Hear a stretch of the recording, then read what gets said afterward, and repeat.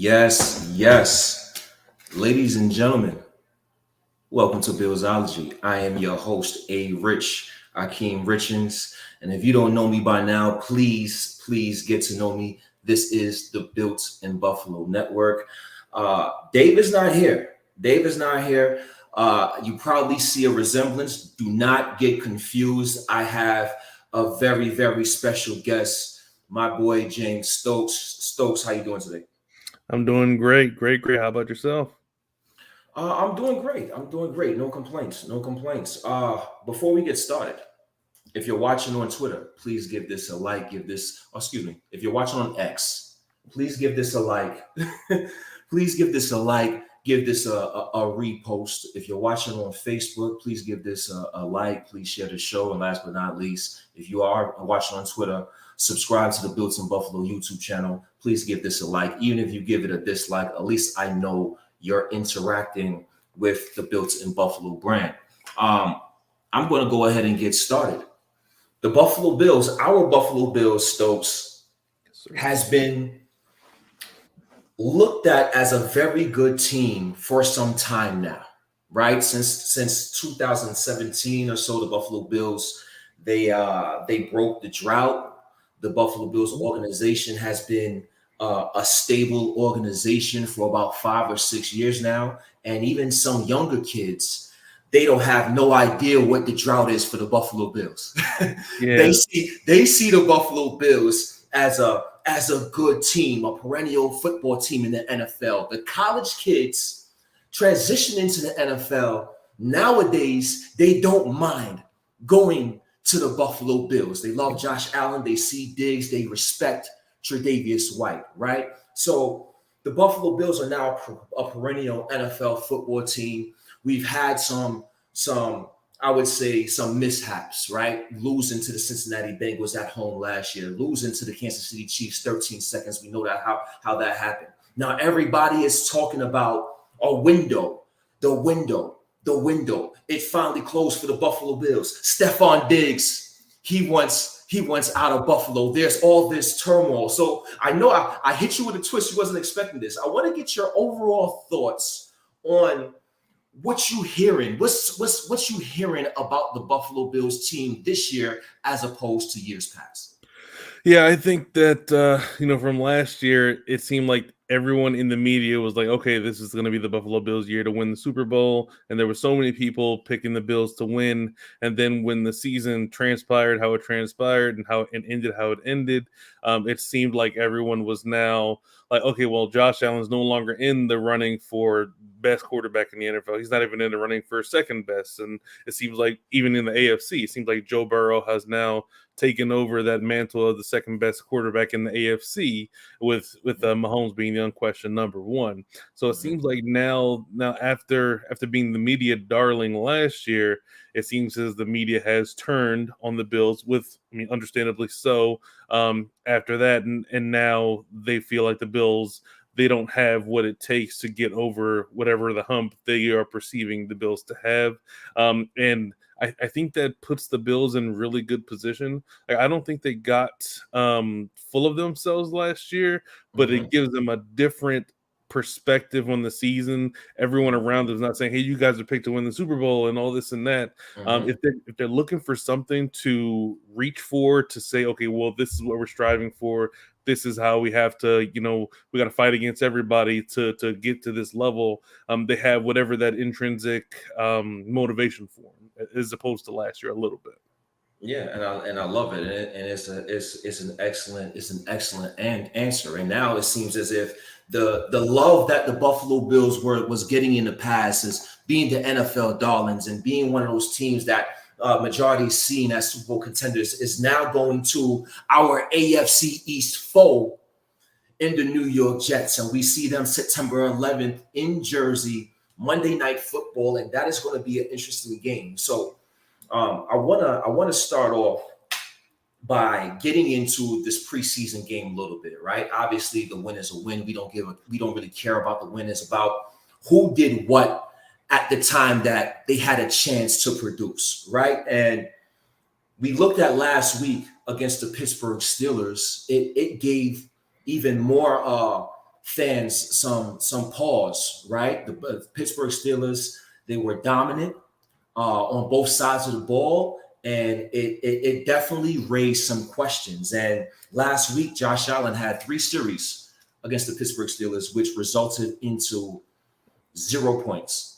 Right now, this week, the Chicago Bears, people was wondering what Sean McDermott was going to do with this team. Are the starters going to play? What should be the philosophy headed into preseason game 3? And I agree 100% by playing the starters. And Josh Allen came in against the Chicago Bears, 1 possession. I believe he was 5 for 7 for 49 yards, and he scored a touchdown. So Stokes, I want to get your thoughts on the first team offense this afternoon. I want to get your thoughts on how they play. They look sharp. They look crisp, and it gives us a little bit of a reminder that, hey, this Bills offense is really good. Like, I know it looked a little sketchy last week, but like, this is like, oh, hey, this is the Bills offense. This is what Dorsey is. This is what Josh Allen is, and this is the matchups, the mismatches rather, the team can do. Can perform over the course of the season. It was nice for them to go in, have a great drive, end it with a touchdown, and then it's like, okay, guys, Josh, you're done for the day. Steph, you're done for the day, and just move on and see how everybody else goes. It's nice. It's one of those situations where it sucks to not see Josh Allen in the first team offense for more than a series, but when you look at the first series, okay, well, I get it. They saw all they needed to see in that first drive. Most definitely, right? And the whole thing about playing versus not playing is what? It's health. And we seen what happened with the Buffalo Bills last year. They went through a lot in terms of what happened with Damar Hamlin and injuries from Dane Jackson. People probably won't even remember early last year, Dane Jackson had to get carted off and the ambulance came for him. Jordan Poyer had a lot of things to deal with his elbow and getting to games by car and battling injury. Micah Hyde and Gregory Rousseau and Ed Oliver. And it was just a lot of injuries that the team had to deal with. And even though the Buffalo Bills team was constructed as a deep team, when you have so many injuries, it definitely compounds and it affects the roster overall and the play overall. So I'm happy that, unlike preseason last year when Jordan Poyer got hurt, I'm happy that everybody of importance, right? We want Tommy Doyle and Baylor Spector to get better, but everybody of importance came out healthy. So that's something that I really appreciate. I really like. And headed into this afternoon, I wanted to see how the team would perform. Obviously, the Bears, they don't have a Minkah Fitzpatrick over there. The Bears don't have a TJ Watt over there. But we still wanted to see the Buffalo Bills started offense, come out, perform, and produce. And I think for the most part, they've done so. Allen looked good while he was in the game, using both his arms and his legs. I like the way that Stephon Diggs got involved early, right? It's good to get your number one receiver, especially if he's, it's been a lot of talk with Stephon Diggs, right? So it's good to get your primary receiver involved early. And I especially like that Ken Dorsey was able to use him in multiple spots, right? We saw Stephon Diggs make some plays out the slot, and I think that was good to see, because when you're going up against a New York Jet team September 11th, and you're facing corners like Sauce Gardner, boundary corners like Gardner and DJ Reed, sometimes it's good to get your best player in advantageous situations. So lining them up in the slot can be beneficial for the near future. So I like what I saw there. Also, we didn't see too much of Dalton Kincaid, but we did see more Deontay Hardy. I like what I seen from him. I think he's going to be a staple for the Buffalo Bills in the special teams game, and I like what he's done in the short and intermediate routes. I really like his game. He has an opportunity to score anytime he touches the ball, and he played well today. And last but not least, I really like what James Cook and Damian Harris done today, right? Damian Harris was battling some knee soreness. He didn't really get that opportunity. We've seen what he can do against the Buffalo Bills in the New England Patriots uniform. So I wanted to see how he would perform now that he's in a Buffalo Bills uniform. And we got an opportunity to see that today, and he performed well. And Stokes, we didn't have that much penalties today. Yeah. We didn't beat ourselves too much today. And Right. if you don't beat yourselves, we are capable of beating others. So that was a positive today as well. What's your rebuttal?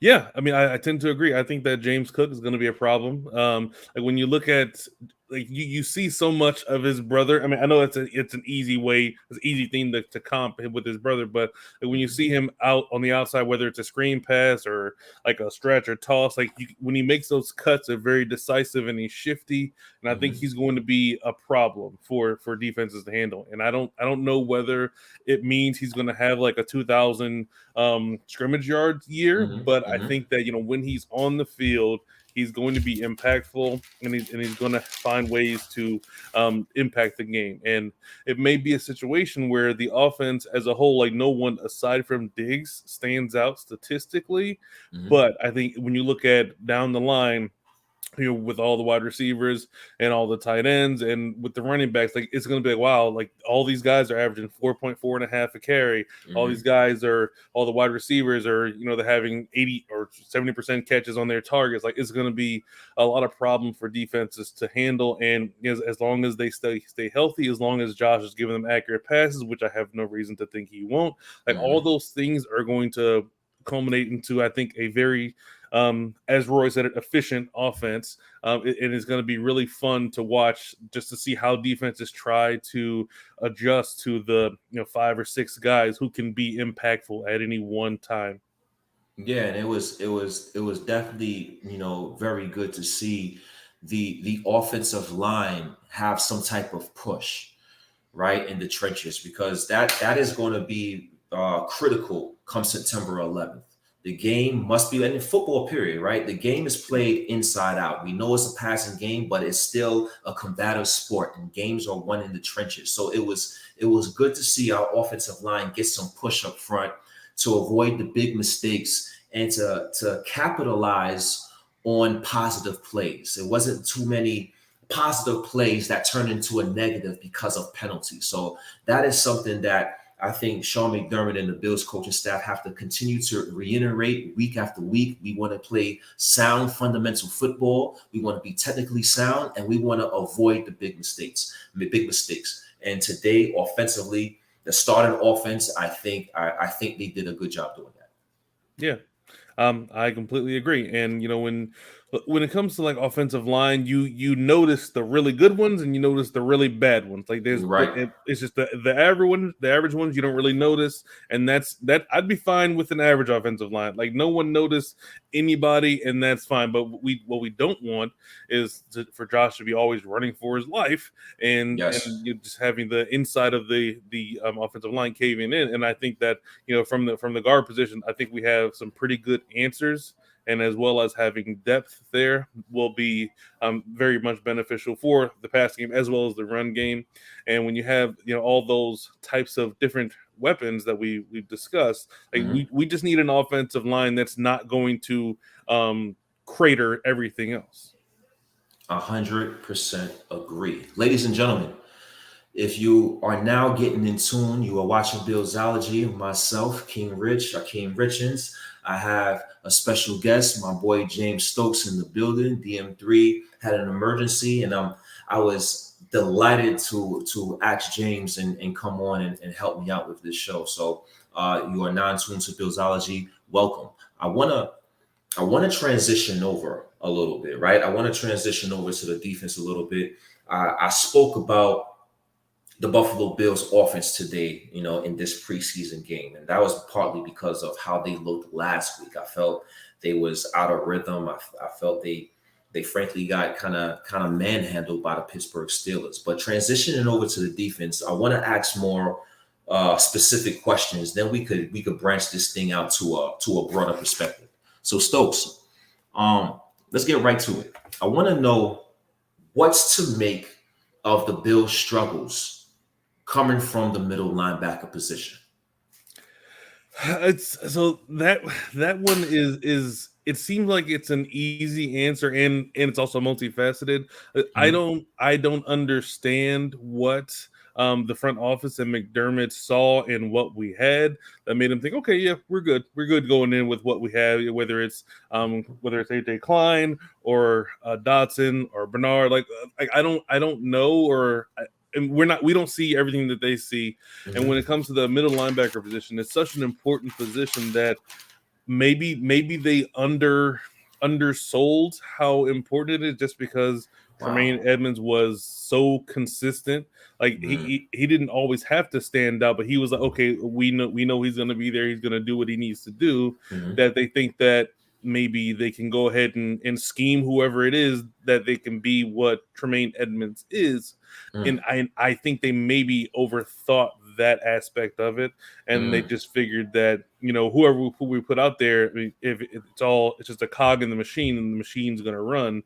But like it's noticeable when those guys are out there and they're making um mistakes, and Correct. whether it's a mistake in what you're reading, or whether it's a mistake because you're not like with Klein, if you're not athletically gifted enough to get to where you Mhm. need to get, Mhm. then that's not necessarily your fault, but I mean Mhm. it's still in the end a mistake. So I think I just think that the front office overthought Mm. what this middle linebacker position is for the team. And I'm glad that you pointed that out, the front office, because as we watch the game, we're going to, we're going to judge the product on the field. These are the players that are in front of us. This is who we're seeing. So we're going to judge the product that we see. But at the same time, I have to agree with you with some of the front office blunders. I'm not surprised at the struggles for the middle linebacker position, to call a spade a spade. I'm not surprised, because the middle linebacker position is the quarterback on the defense, right? The middle linebacker position is a premium position, and when you have a premium position like that, you have to treat that premium position as such. And I don't think the Buffalo Bills did that. Tyrell Dotson, now, bless his heart. I bless all these players' heart. But Tyrell Dotson was an undrafted player for a reason, right? Bale Inspector was a seventh round pick. You just alluded to AJ Klein. He's a guy that he is now on the back end of his career. Terrell Bernard, we don't know how good he is because he's been injured majority of the preseason. And last but not least, Dorian Williams, I don't know if he's a weak side. I don't know if he's a strong side. I don't know if he's a middle. I don't even know his purpose, right? So when I look at those names, I think of the middle linebacker position as a premium position, I'm not surprised at the struggles. And those struggles, I have to put that blame on the Buffalo Bills front office. Now, I understand Tremaine Edmonds. He probably priced himself out of Buffalo, signing a 4-year, $72 million contract, $50 million guaranteed. We know the cap limitations of the Buffalo Bills. So, okay, he priced himself out. That is fine. That's the nature of the beast. That's the nature of the business. But I fully expected the Buffalo Bills to treat that premium position more importantly and invest in it. And I know they probably couldn't afford Tremaine Edmonds, but when I look at the free agent inside linebackers that struck deals this offseason, I have to sit back and say the Bills couldn't afford one of these guys. Right. Alex Anzalone, Detroit Lions, inside linebacker, signed a 3-year, $18 million deal. I'm not no math wizard, but that's about $6 million per, right? Right. You mean to tell me the Buffalo Bills couldn't afford $6 million per? Eric Kendricks, Minnesota linebacker, longtime linebacker, went over to the Los Angeles Chargers. 2 years, $13 million deal. Bobby Wagner, future Hall of Famer, played well last season with the LA Rams. Signed a 1-year, $5.5 million deal. Levante David, we've talked about a lot. in the offseason. 1 year, $4.5 million deal. And I even go as far as Denzel Perriman, because you know what? He's not a great cover guy, but he's a hell of a run defender. He signed a 1 year, $2.6 million deal with the Houston Texans.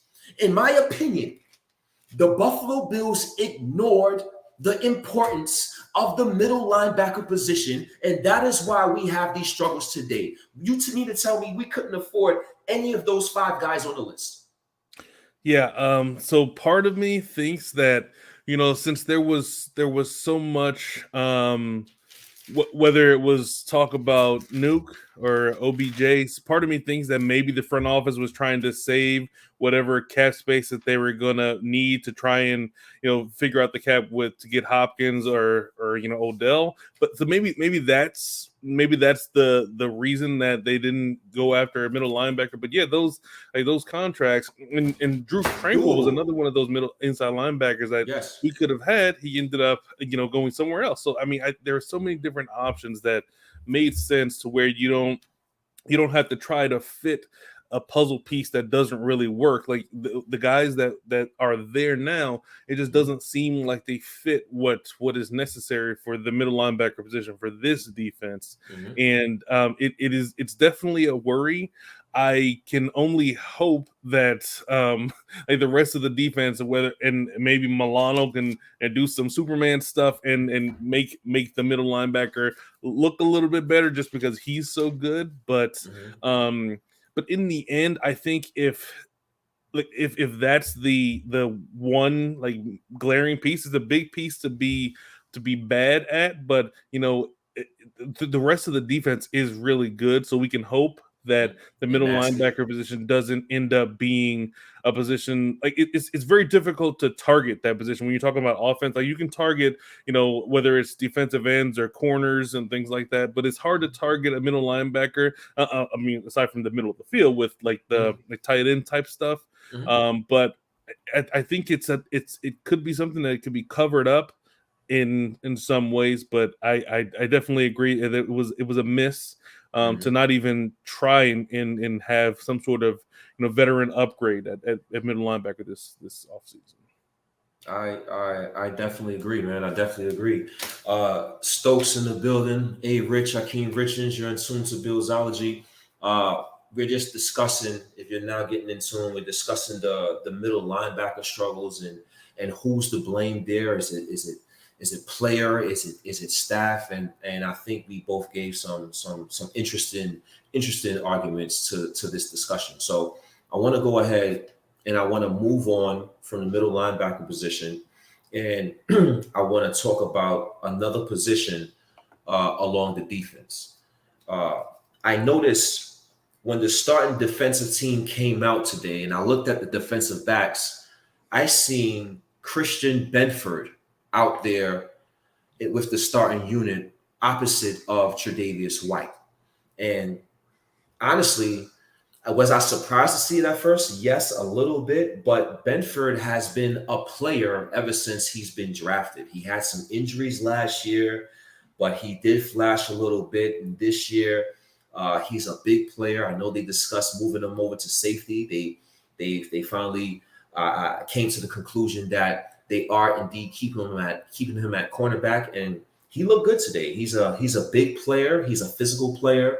I like that he's aggressive in the run game, and he's not scared to get his hands dirty.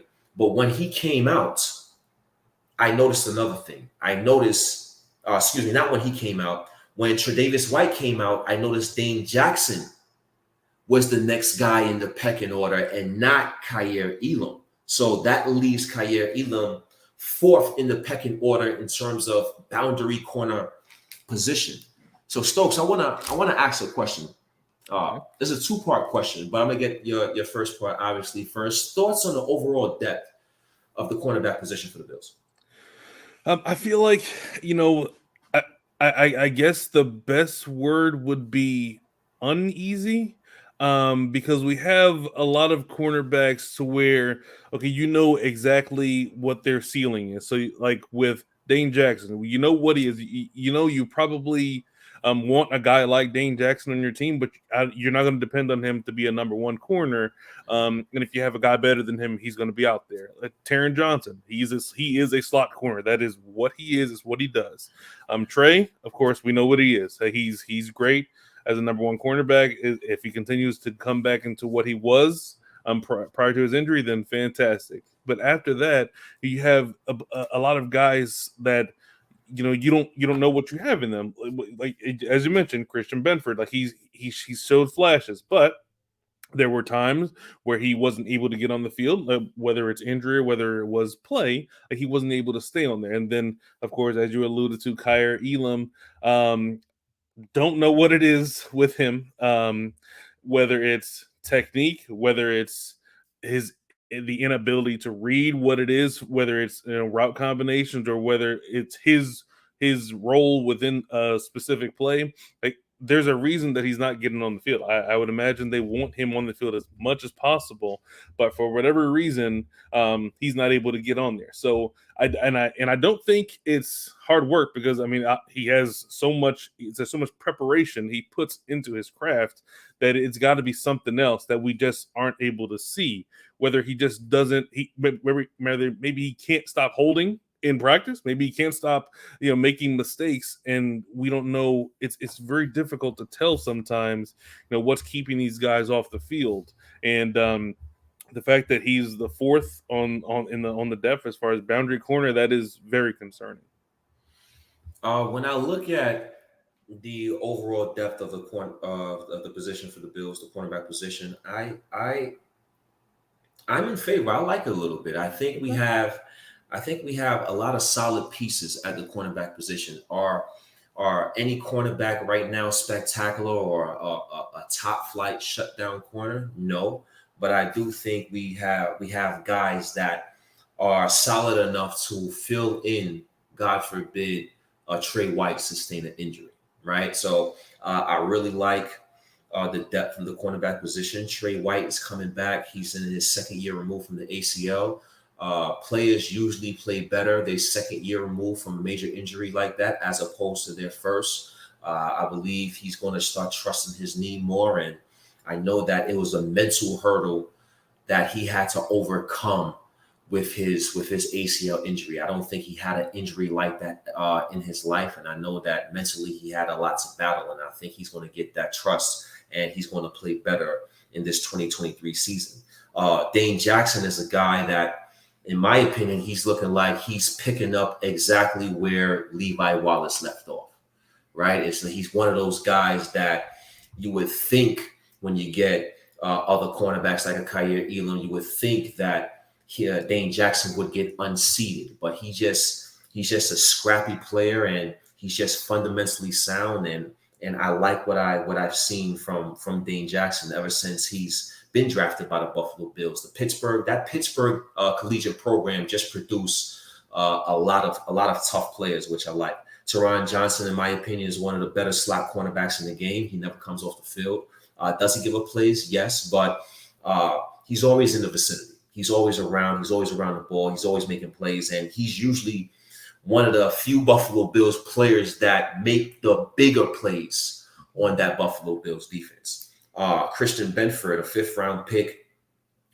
He's kind of come out of nowhere, but I like what I've seen from him. He came out of Connecticut. You would think Connecticut is a small school, but I think he had double-digit interceptions for his collegiate career. And being with the Buffalo Bills, I kind of can see why. He's a physical player. He has a nose for the football. Does he have his struggles? Yes. He's a fifth-round pick for a reason. Does he have some limitations with speed? Yes. But I like his overall instincts and aggressiveness. And last but not least, I do think Saron Neal is going to make the team as a backup slot, and he's a core special teams player. And I honestly liked what I seen from Saron Neal today. He looked explosive. He looked aggressive.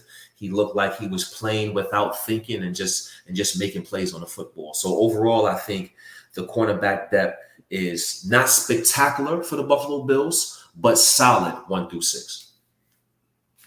Yeah.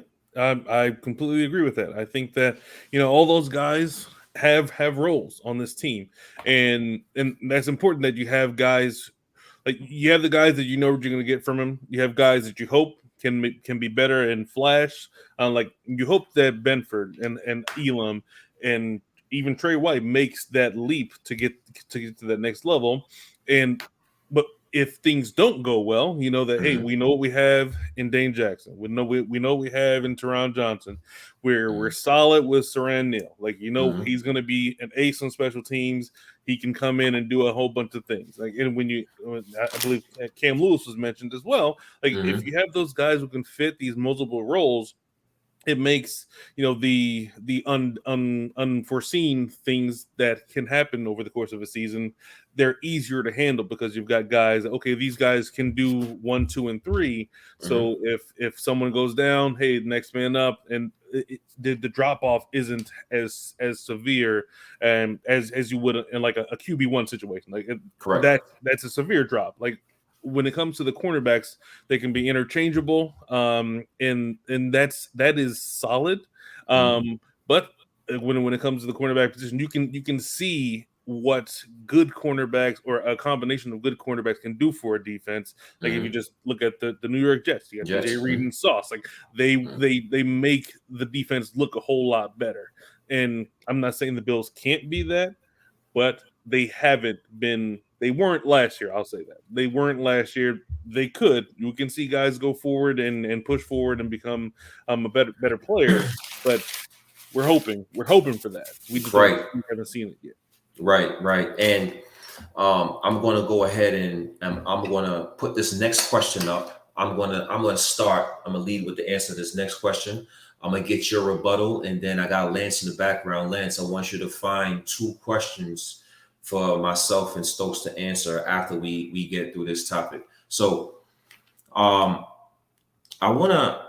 have to ask this because when your first round pick, when you're selected in the first round, you would have the thought that first round pick of whatever position is going to come out and contribute to your football team right away. You're thinking he's going to be on the field from day one. If not day one, it's going to be sooner rather than later. And even though there is definitely a developmental process, and the Buffalo Bills also preach develop your own and re-sign, even though it's a developmental process, us as fans, right, and media can get impatient and think and try to rush a process of a particular player, even though players progress differently, right? But I have to go and ask this question. Did the Bills miss on their first round selection in Kaiir Elam? And I know I said I was going to answer it, but Stokes, I want to get your thoughts. So that's a layered question. My initial thought is no, because he has some tools that you can't exactly teach, which is great. Like if you have a guy that can be a technician, like if you have Sean McDermott who can teach these defensive backs that we've seen over the years, like these defensive backs, they are their best versions of themselves in McDermott defenses. But like when you take a guy who is primarily a man corner, and then you're like, okay, well, you're going to come here and you're going to play zone all your life. Can you handle that? So it's like in a job interview. If the interviewer says, can you do this? In the job interview, you say, yes, I can. But if when it comes down to it, if he's not good at playing zone, then that would be a miss by the front office, because they thought he could play zone, and it may not be a situation where he's either good or can excel at that.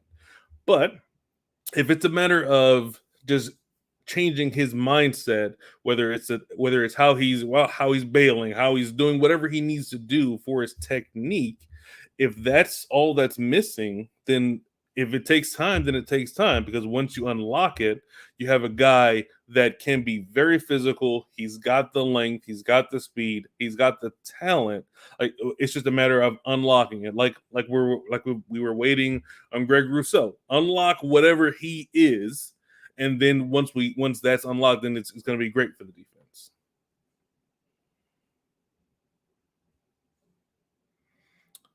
I think you're muted. Yeah, I was definitely muted there. Most definitely. Solid answer there. Solid answer. And just a rebuttal, I don't think the Buffalo Bills missed on Kaiir Elam at all. You know, again, it's everybody's looking for like, hey, Sauce Gardner, rookie cornerback. Hey, how come our guy isn't doing this like Sauce Gardner and Tyreek Woolen and Patrick Surtain? We want our guy to be doing what those guys over there is doing, and when he's not doing that, we are looking at him as a potential bust. But we forget that there is a thing called development and progression. And I do think that Kaiir Elam still has all the capabilities and still has all the tools to be a quality cornerback in this NFL. 6'1", about 195 pounds. He runs that 4.3 40, so he can keep up with the faster defenders, the faster receivers and the faster players on the offensive side of the ball. He has all the physical attributes, and he's also a student of the game, right?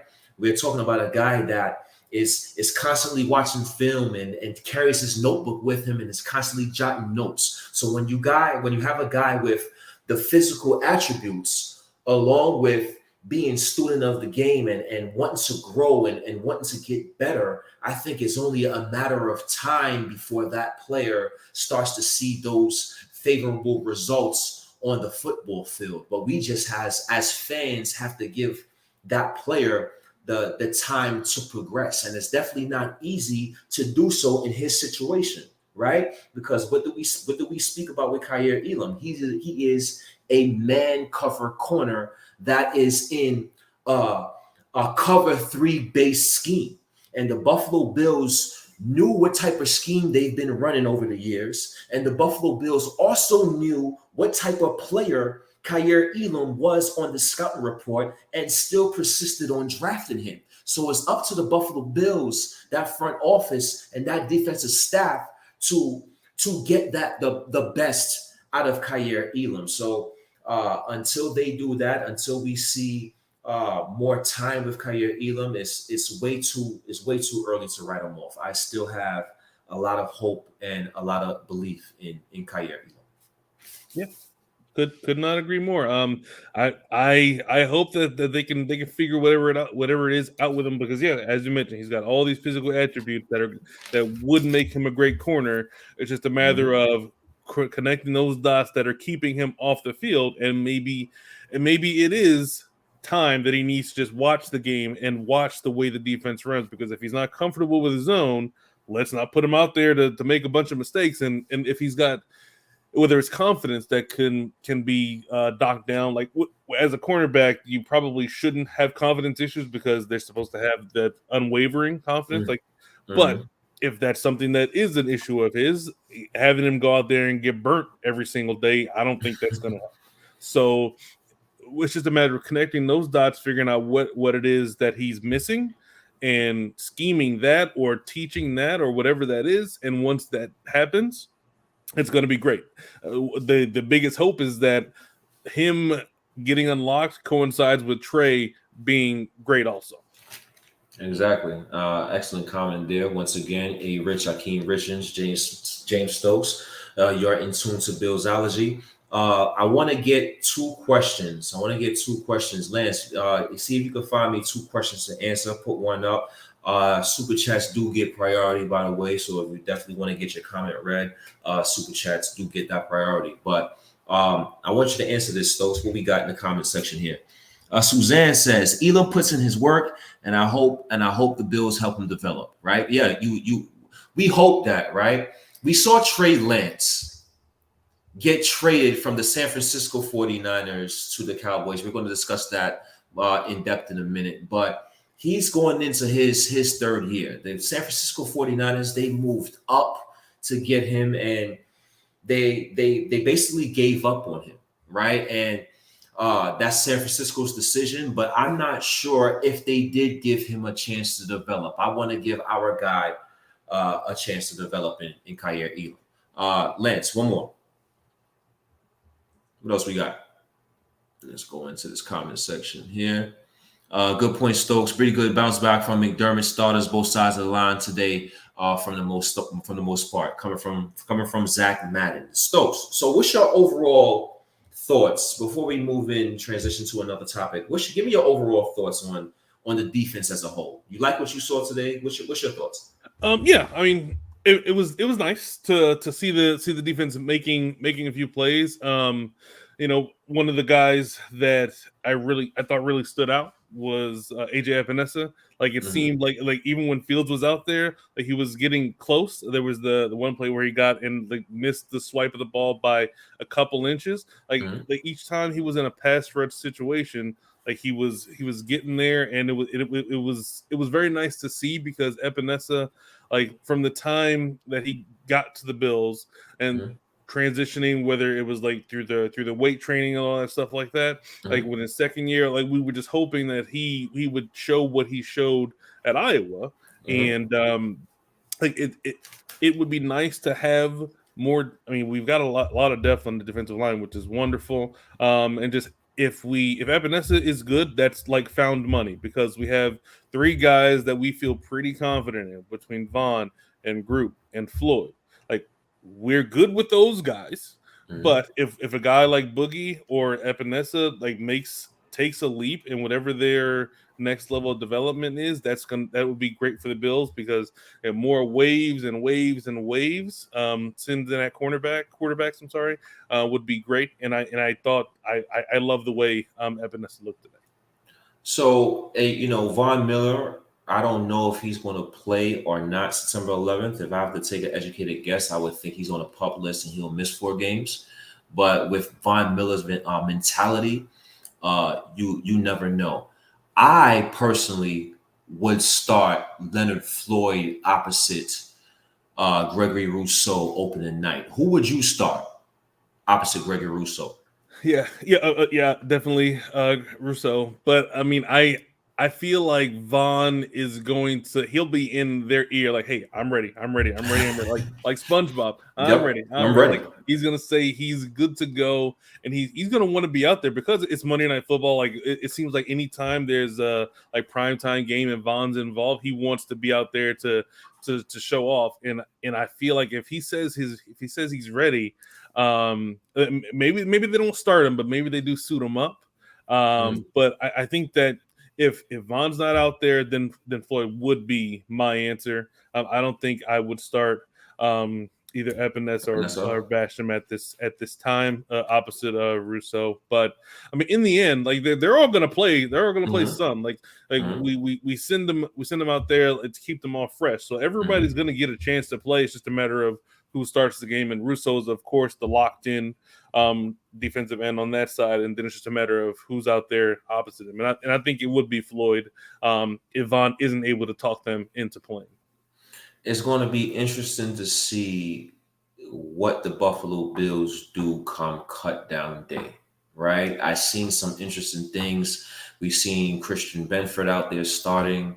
We've seen Boogie Basham out there starting today. Was he starting because he's had an excellent camp, or did he start because the Bills are trying to showcase him a little bit for a trade to possibly upgrade a position that is weaker for the Buffalo Bills? So it's definitely going to be interesting. I know they like the young kid Jonathan Kingsley a lot. He almost made a sack. He's been producing a long training camp. So it's going to be interesting to see what the Buffalo Bills do come down to cuts day. Do they make trades? Do they pick off other players on other teams through the waiver wires? It's going to be interesting to see.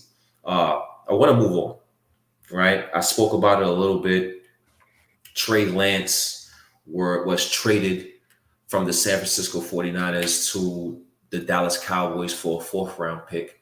And like I said initially, right, I felt that it was a bit early. They gave up a bit early. Trey Lance, he still has a lot of physical tools that you can teach, and I wouldn't have gave up on him so quickly. But at the same time, I also think if Kyle Shanahan, if the offensive guru and Kyle Shanahan gave up on you, then I don't know. It may be tough sledding, right? Nevertheless, the Buffalo Bills was interested in Trey Lance before going to the Dallas Cowboys.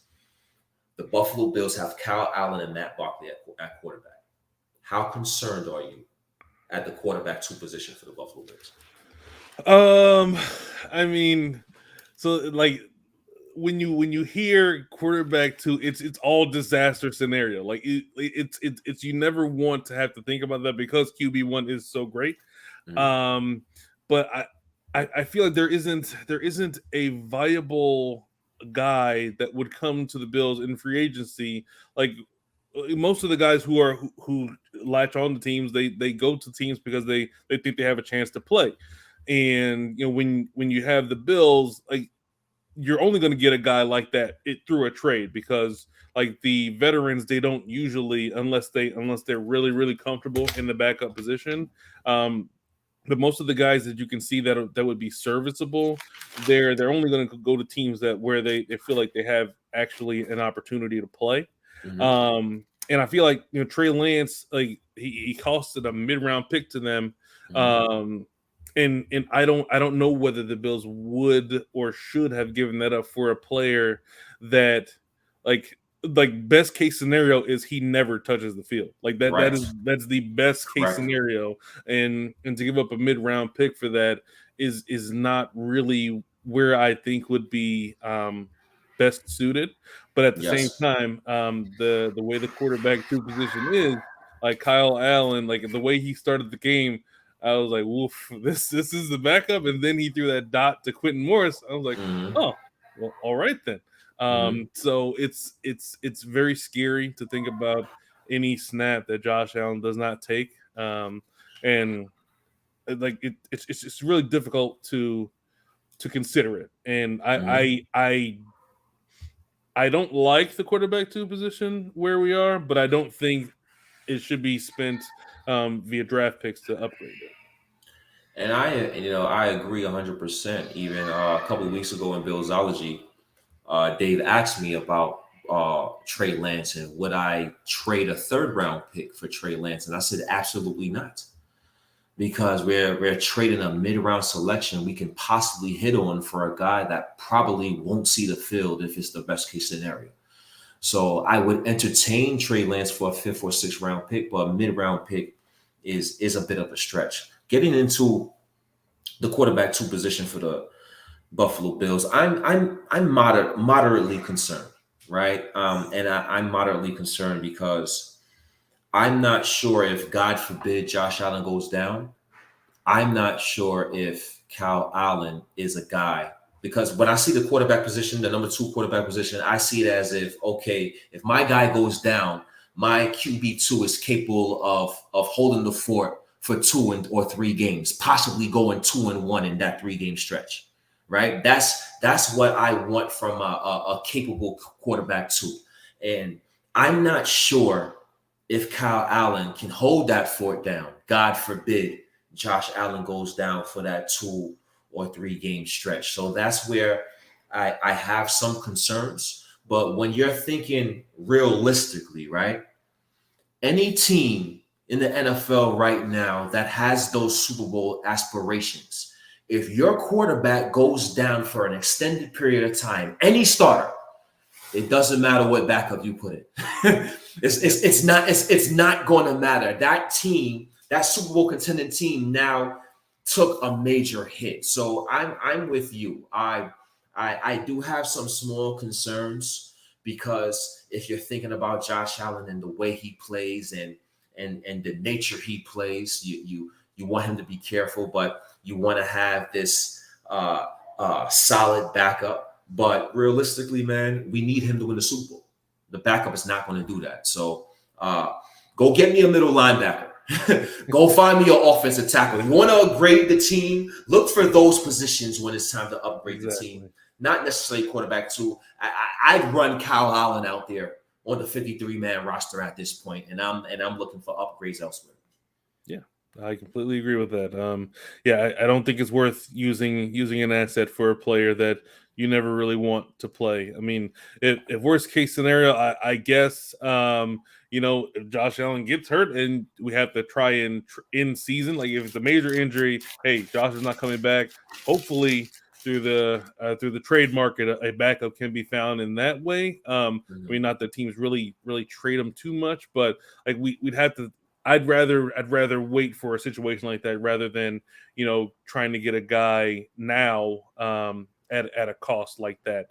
I mean, with it being a mid-round pick, but I mean, if it's a late-round pick for guys that end up maybe not even making a roster, then hey, that's fine. But if you're looking at third round, lots of starters come out of that round. I agree 100%. Stokes, I want to throw a curveball at you. I want to get your thoughts. Buffalo Bills special teams. What the hell is going on? Right? 54-yard kick return against the Colts. 62-yard punt return today with the Bears against the Bears. A fumble by Isabella. Missed field goals by Bass. Block punts from Sam Martin. What to make of the special teams? Because when I grew up, football is played in three phases of the game: offense, defense, and special teams. And I know that's an overlooked part, but it's an important part at the end of the day. Anything to make of with this special teams unit?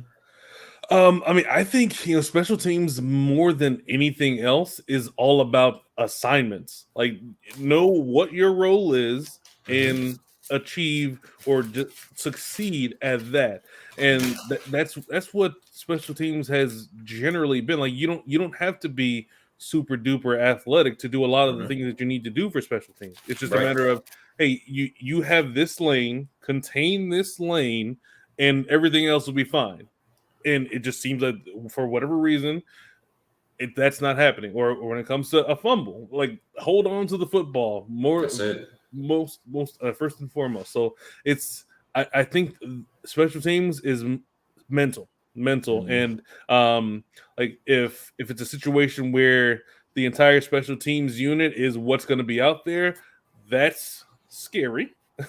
But we're just hoping. Like, I mean, Tyler Bass missing field goals, that's not great, because we know that he's locked in. He's the kicker. That there's no debate about any of that. So I think that special teams in general, like it's all about assignments, and whether they're just having mental lapses, whether it's just one or two guys doing the wrong thing. But the fact that it's happening week after week after week, that is very concerning. And Bobby Hall made an excellent point, or asked an excellent question. Who called plays on defense today? Because I heard Steve Tasker talking about Sean McDermott did not call plays, and I found that interesting. They said he wanted to get a look and he wanted to assess the other players on the roster. And the reason why I found that interesting is because you're going to be calling plays during the season. Right. So is it one of those things where it's getting down to 53-man cuts and he just want to take a look at everybody? Or do you think he should have been the guy calling plays because that's what you're going to be doing when the game actually counts? So I think it's probably more so the former, that he's out there trying to he's trying to look at, he's trying to focus on certain things, whether there's adjustments that need to be made to the defense, and he can focus on that rather than having to try and figure out, hey, what defense am I going to call for this or that, this or that. If he can just focus on these really difficult decisions he's going to have to make over the next couple weeks, that is probably where his focus, where he wanted his focus to be for this game. And I guess it makes sense with it being a preseason game. Like, the play calls count, of course, but they're not as life and death as the regular season is. Most definitely. Once again, ARich, Hakeem Richards, James Stokes. This is Billsology. Welcome. The Buffalo Bills wide receiver room, right? There's been a lot of talk about that throughout the offseason as well. Do the Bills have enough weapons? Is Gabe Davis the guy? What type of receiver is he? Is he a number one? Is he a low tier number two? Is he a mid tier number two? Is Deontay Hardy the guy? There's been a lot of talk. DeAndre Hopkins was in the fold, right? So I want to know what's your overall thoughts with the wide receiver room for the Buffalo Bills, and how many receivers make that 53-man roster? So I think that it really depends on whether Shakir is going to start the season on the pup list. I think that it would be a not so great decision to do anything that ends up with him not having a contract because of the flash that we saw from him last year. I'd rather have that guy continue to try and mold and develop him because it's 3 more years of cost control at a low round draft pick. Mhm. So if anything that ends up with him being cut, I am not in favor of. And I feel the same way actually about Shorter because like every time I see him running a route, he looks like he runs a route with anger and it seems like he's under control when he's making his cuts and when he's getting open. So I hope that they don't have to try and waive him and then have him come back because I think that he's the type of player that the Bills don't really have right now, and he could develop into something. So those are two guys that I would want to keep, and then you have the guys like Diggs and Mhm. Sherfield and Mhm. Davis and Mhm. Hardy. So that makes 6 right there in my mind if we don't and without counting Isabella. So Mhm. that in my head, I'm hoping for 6. But if Shakir ends up in the pup list, that allows for another wide receiver to be kept, and then I would go with Isabella. But um, I think we're going to end up with 6 on the 53 because the offense is so pass heavy. I would expect 6 to be kept. And I think that's the standard with NFL teams, right? Some teams keep 5, some teams may keep 7, depending on how the rest of your positions are constructed. But I do think 6 is a standard. But this time around for the Buffalo Bills, I'm looking at the receivers and I'm like, I'm thinking 7 here, man. Okay. I'm thinking it's possible that the Buffalo Bills can keep 7 receivers. Obviously, Stephon Diggs and Gabe Davis are the obvious, right? Then you have Deontay Hardy, who I think he brings an explosive element to the Buffalo Bills offense. He adds that dimension. He adds a dimension in the short and intermediate game. I don't think he is as savvy against soft zones like Cole Beasley was and understanding how to get open in soft zones and reading those type of coverages. But I do think once the ball is in his hands, he is a much explosive player with the football. And because of that, I really like the dimension he brings. Trent Sherfield is a guy that plays the slot, and he's a big guy, and he's played well. I've liked what I've seen from Trent Sherfield. He has deceptive speed, and I think he's a hard worker. Right? He's one of those guys that I think of the word lunch pail. Bring your lunch pail because he's gonna work hard on his route running, and you can run on his side at receiver. He's an excellent run blocker, and I think because he's an excellent run blocker, that's an added dimension to the Buffalo Bills wide receiver room that they didn't have in the past, right? Khalil Shakir, you spoke about. He's been mixed this camp. I think he's had some ups and downs where he's made some great plays, but then he's had some concentration drops as well. But I do think he is too valuable of an asset to want to cut or let go. He's capable of playing the X, Y, and the Z. He has some speed, 4.4 speed, and he also presents a bigger target for Josh Allen as well. And he's still developing, and I want to see how he continues to progress. Uh, Justin Shorter was a guy that I wasn't high on when the Buffalo Bills drafted him. He's a former 5-star player coming out of high school, went to my favorite college football team, Penn State, so I was able to see him for a number of years. And I wasn't particularly impressed with what I seen.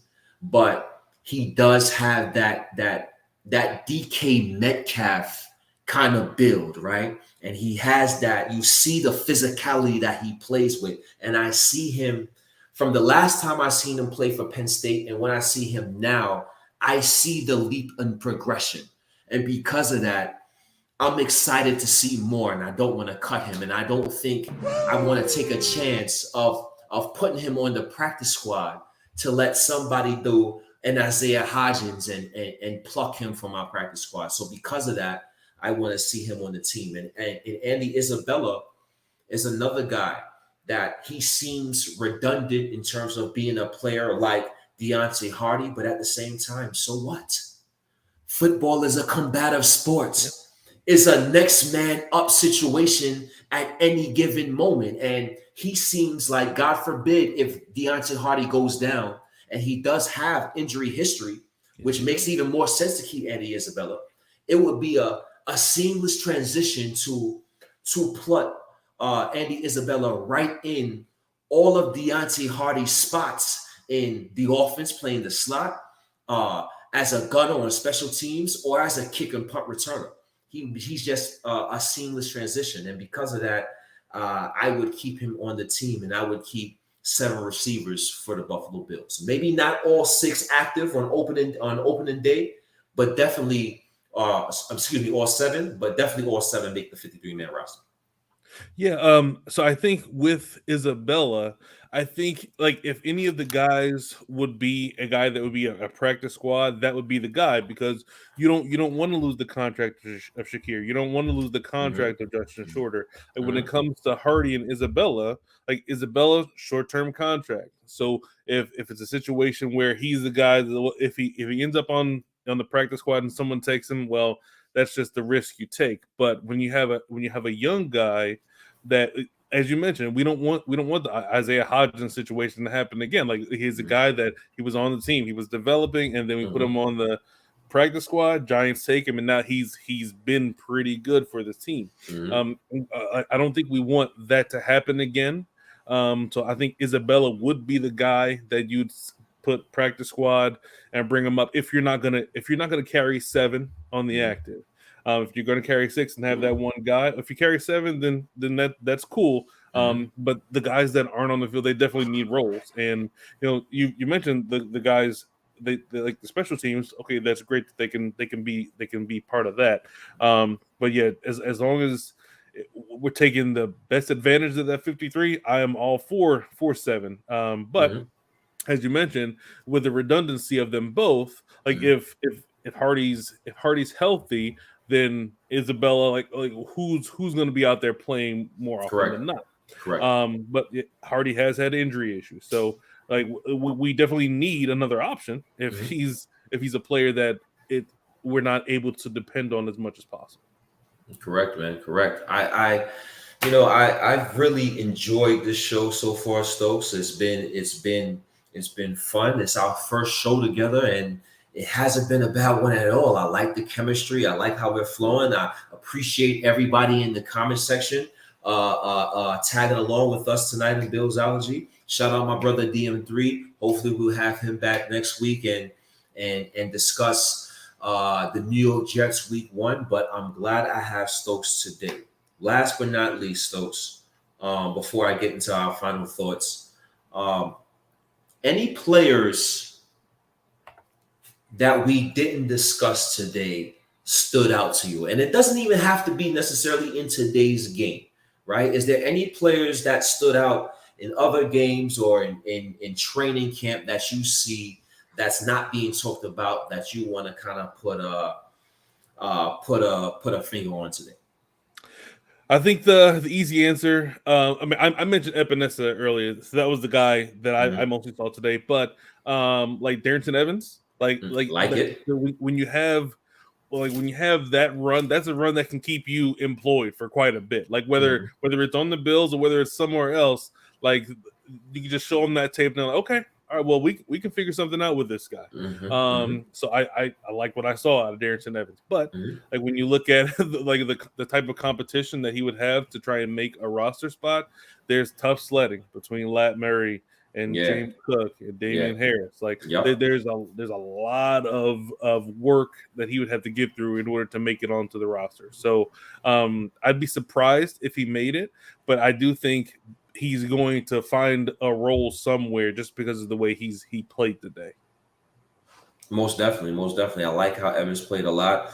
I like how, and he's more of an obvious person that's going to make the team, but we didn't discuss as much. Damian Harris, he was as good as advertised today. I liked how he ran between the tackles. I liked how he ran when we got in the goal line situation, and I think that's going to be a good product to have on the field once we get in those short down and distances, because the Buffalo Bills did struggle in those situations last year. And I think this year, when you have the likes of Damian Harris and having the likes of possibly Latavius Murray, I think those are two guys that we can depend on to pick up some short yardage situations and not necessarily have to depend on a Josh Allen quarterback sneak all the time and putting him in harm's way. So I like what I've seen from Damian Harris there. Ty Johnson, I don't know where he was before the Buffalo Bills acquired him about 15 minutes ago, but he jumped on a plane and he performed well. 11 attempts, 51 yards, 4.6 yards per carry. He may not make the team, but who knows how practice squad may unfold. And if things and chips fall certain ways, I would like to see a guy like Ty Johnson on the Buffalo Bills practice squad. I like how he produced as a runner, and I like what I've seen from him in the past as a receiver out the backfield. Quentin Morris, 29-yard touchdown. I really like that route he ran as a tight end, big guy, crisp route. The Buffalo Bills brought in Jay Steinberger and other guys to try to give Quentin Morris some competition at tight end 3, but I think he's held that fort, and every time he's gotten an opportunity, he's capitalized for the Buffalo Bills. So I really like what I've seen from him today. And last but not least, Connor McGovern got hurt for the Buffalo Bills last week with his leg. There are some concerns within the offensive line, but I like how David Edwards played today. I know he had a penalty, a tough call penalty earlier in the game, but I like what I've seen from Edwards today and throughout training camp. And even though I think the Bills' offensive line has some struggles at the tackle spot, I do think the Bills have some decent and quality depth at the guard position. So I like what I've seen from Edwards today. So those are some guys that we don't talk about as much that did some good things today and probably made a name for themselves on the Bills 53-man roster, the Bills practice squad, or possibly for another franchise. Yeah, absolutely. When it comes to your preseason week 3, like you are playing your for 32 teams. Like everyone's going to have the tape, so you have to do your very best. I mean, it's football, so there's going to be mistakes that are made, which is absolute.